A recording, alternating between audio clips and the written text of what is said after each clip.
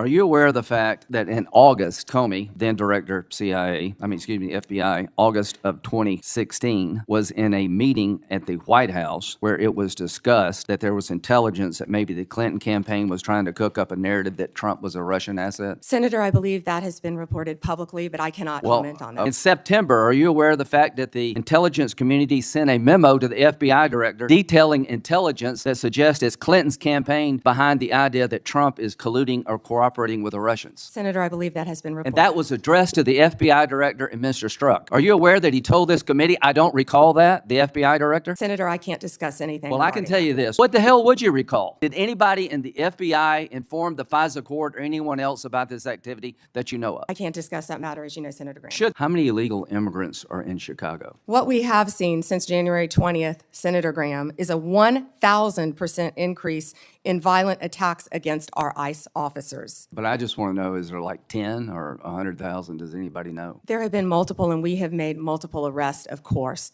involving violent gangs in Chicago, throughout Illinois. Right. So the only reason I ask that is Chicago is a sanctuary city. Do they help ICE deal with illegal immigration, or they're a sanctuary city? Do you know? They are not cooperating, and I would ask that I wish Senator Durbin would condemn the governor for not cooperating with our law enforcement officers. The only reason I mention this, if you're a sanctuary city, any place in the country, you're making it difficult for the rest of us. Because word gets out, if you get to a certain city, maybe Chicago being one of them, that you're home free, and that just encourages more illegal immigration. Do you deal with that? Agree with that? I do, Senator Graham, and can I add something to that? Sure. Please. One of our biggest wins was against the Sinaloa cartel, and that came in Chicago.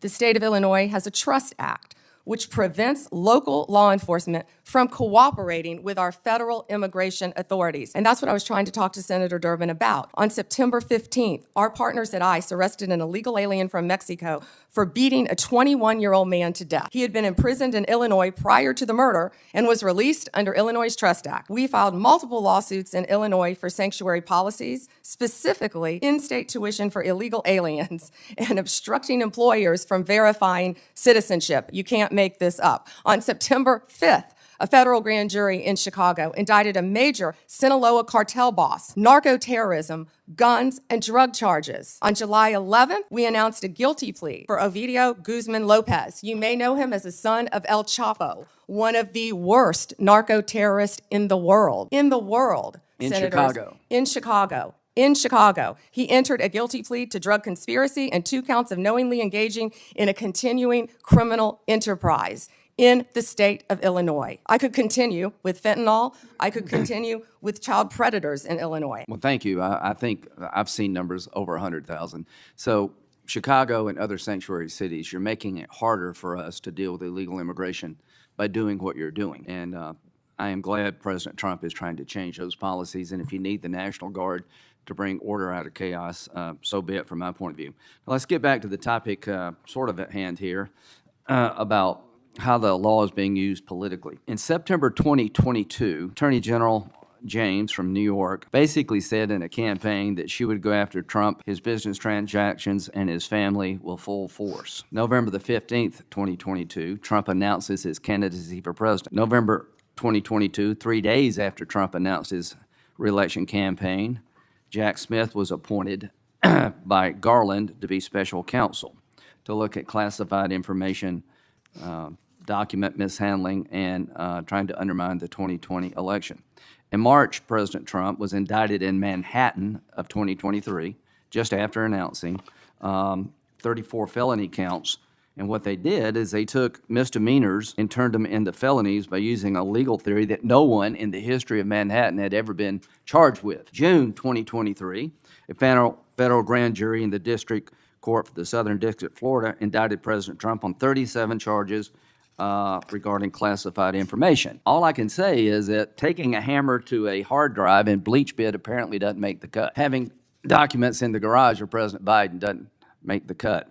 In August of 2023, he was indicted yet again regarding the 2020 election. So all I can say is that in September 27th, Jack Smith's team asked for my phone records and 7 other senators. Now that's just the 2024 election. Comey, are you aware of the fact that in August, Comey, then director FBI, August of 2016, 2016 was in a meeting at the White House where it was discussed that by Brennan, then CIA director, that there was intelligence that maybe the Clinton campaign was trying to cook up a narrative that Trump was a Russian asset? Senator, I believe that has been reported publicly, but I cannot comment on that. Okay, well, I'm just telling you. Now, this is a campaign for president in 2016. In July, they open up Crossfire Hurricane. In August, they have a discussion in front of President Biden that there's intel that maybe this is generated by his political opponent.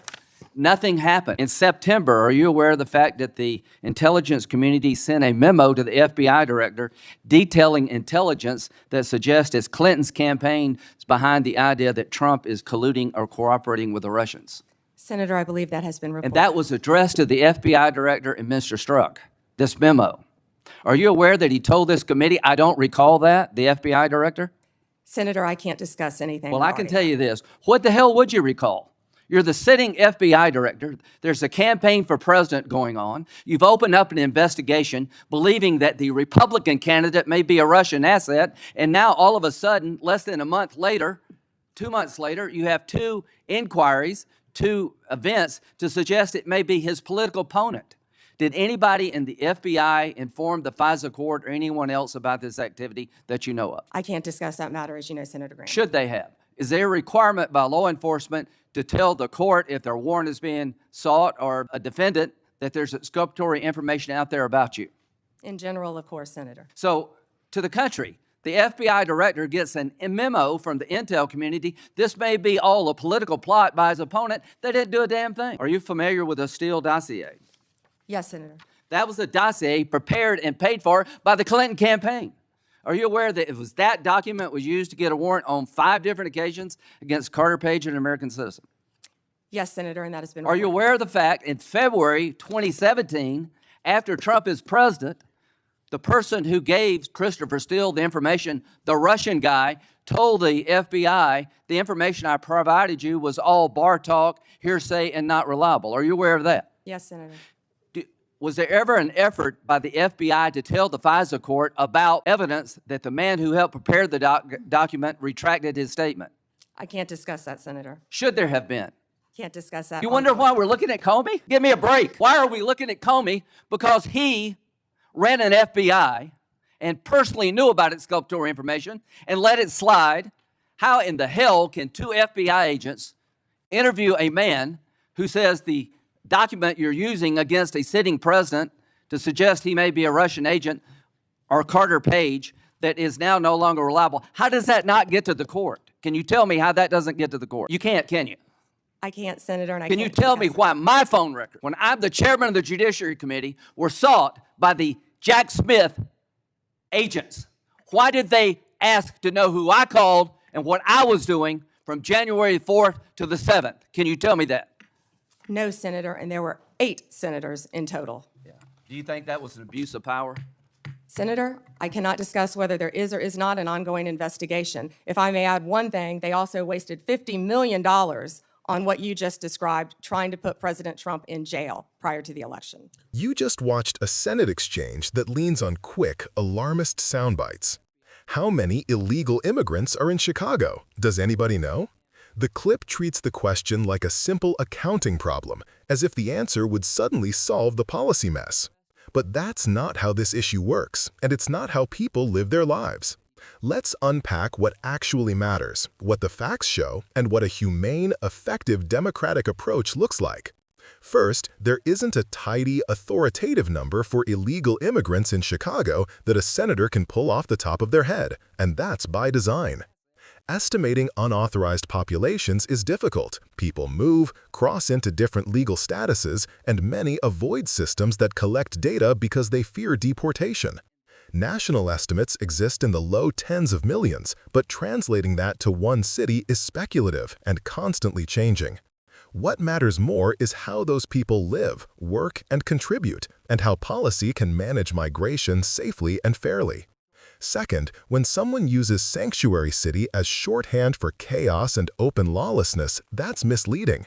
Chicago's Welcoming City Framework and Illinois' Trust Act limit local law enforcement from participating in federal civil immigration enforcement. The purpose is to make sure victims and witnesses feel safe reporting crimes and working with police. That's a public safety choice, not an abdication of law enforcement. These laws don't shield violent offenders. They protect ordinary residents from being swept up in federal actions unrelated to criminal activity. Third, the argument that sanctuary policies make cities more dangerous doesn't stand up to evidence. Multiple studies have shown that sanctuary jurisdictions are no more likely and often less likely to experience higher crime rates. When residents can cooperate with police without fear of deportation, everyone is safer. The communities become partners in security, not targets of suspicion. Fourth, the clip emphasizes sensational arrests, cartel figures, drug prosecutions as proof of a broader policy failure. High-profile criminal cases do happen, but using them to paint entire cities or immigrant populations as threats is irresponsible. Federal agencies continue to prosecute violent and organized crime in cooperation with state and local authorities. Sanctuary policies don't stop that work. They make sure local police can prioritize safety instead of immigration paperwork. Federal courts have also upheld states' rights to set limits on cooperation, recognizing that public safety decisions should fit local needs, not political talking points. Fifth, claims about dramatic spikes in attacks on ICE officers, like the 1,000% increase line, should be treated with skepticism. There's no credible public data backing that number for Chicago or nationally. These kinds of figures often circulate without clear sources or context. Percentages can sound shocking, but without baseline data, they tell us nothing meaningful. Responsible leadership means using verified facts, not scare statistics. So what does a democratic, solutions-oriented response look like? Start with the human facts. Many people arriving in cities like Chicago are fleeing violence, persecution, or economic collapse. Others are asylum seekers following legal processes under U.S. and international law. They are neighbors, workers, parents, and students who contribute to local economies and communities. Chicago's recent experience with a surge in migrants, many bussed in as part of political stunts, showed both the strain on local resources and the compassion of ordinary citizens. The humane and responsible response is not to demonize, but to organize, fund shelters, process cases efficiently, and coordinate with federal partners. That leads to a two-track strategy: short-term and long-term reform. Provide emergency funding and federal coordination for cities and states handling large numbers of new arrivals. Support housing, healthcare, education, and language services so no community bears the full burden alone. Focus law enforcement resources on serious and violent crime, not on families seeking safety. Modernize the immigration system to reduce backlogs and create legal pathways for workers and families.